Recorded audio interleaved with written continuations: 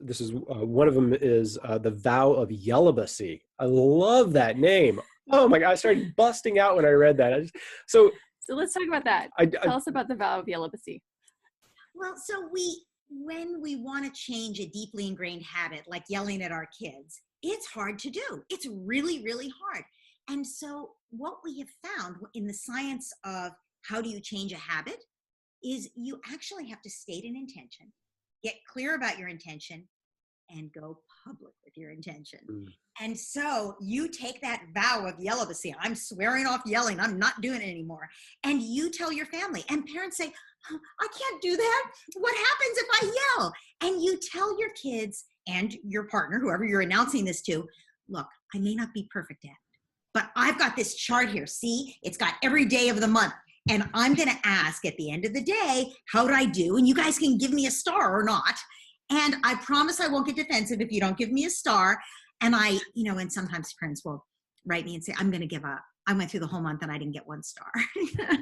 And I say, well, you know what? Just divide it into 2 chances a day, morning and afternoon. Sooner or later, you're going to get a star. And then build on that, because look at what worked for you that day. What allowed you to feel better that day? What allowed you to stop at that moment, to take that breath, to pause? Because, parents will say, I just find myself yelling. I don't even know how I got there. I'm just screaming at my kids like a crazy person. But when they start to pay attention to this, they say, I couldn't possibly even stop it. I don't even know how. But when they start to pay attention, they learn that they can stop while they're yelling. Like even while they're yelling, they notice themselves yelling. Maybe they notice their kid is scared, or maybe they notice their kid's rolling his eyes at them. Whatever is going on, they notice they're yelling. What I say is, you're not losing face when you stop yelling. You're modeling anger management that's healthy for your child. And you might even see your child stop in the middle of yelling at the sibling, right? If you can model this. So when you see yourself yelling, stop, bite your tongue, give yourself a piercing if you need to, just stop, turn away, shake out your hands, take a deep breath. I say, stop, drop, and breathe. Stop, drop your agenda just for the moment, drop your agenda, take a deep breath. And at that moment, you change your physiology. Because if you're in fight, flight, or freeze, your body, it's primed. As you said, you see your kid as the enemy. You're in fight mode, right? And when you take the deep breath, your body says, oh, I guess maybe it's not an emergency after all. We're taking a breath here. Oh, so we could stop the flood of hormones and neurotransmitters that are sending us into fight, flight, or freeze. We don't have to go off this cliff, right? And then you have a choice of what to do. And in the beginning, that's all you're going to do. You're going to stop in the middle of your tirade. You're going to turn away and you're going to walk out of the room.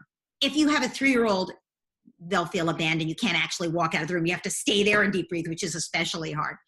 But what'll happen is you'll notice yourself yelling earlier and earlier in the tirade until it happens that you notice before you open your mouth. And then the most exciting thing I hear from parents is they notice throughout their day their own sense of well-being. They notice when they're starting to gather kindling. I call it gathering kindling for that bonfire.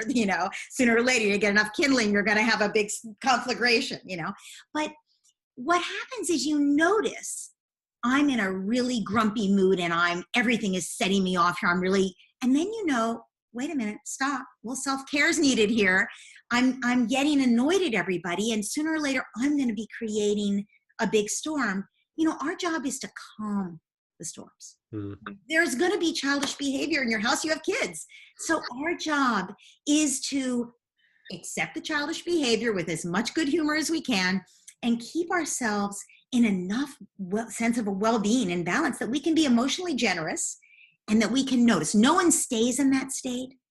But it's like, I'm trying to remember the name of the man who invented Aikido. And one of his students asked him, how are you always, centered and balanced and ready to, handle whatever comes at you? And he said, I'm not.